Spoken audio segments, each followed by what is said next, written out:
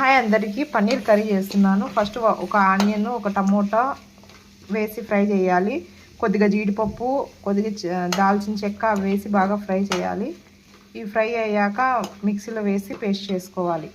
Tomato, onion, జీడిపప్పు paste fry చేసుకున్న తర్వాత ప్యాన్ పెట్టి ప్యాన్లో ఆయిల్ వేసి దాంట్లో టమోటా, ఉల్లిపాయ వేసి ఫ్రై చేసి మనం ఫైన్ చేసుకున్న పేస్ట్ వేసి ఫ్రై చేసి కొద్దిగా వాటర్ వేసాక ఇలా మరుగుతున్నప్పుడు కొద్దిగా కొత్తిమీర,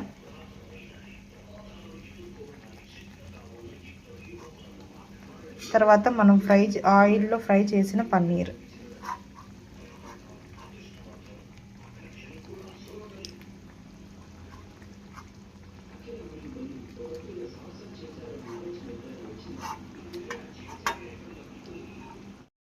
hi friends, all very good morning.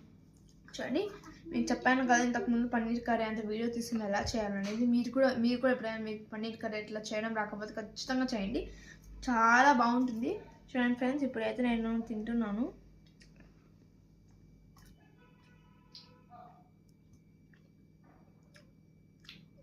Super ఉంది ఫ్రెండ్స్, చాలా బాగుంది. మీరు ఖచ్చితంగా ట్రై చేయండి. మీరు కూడా ఇలా నచ్చుతుంది.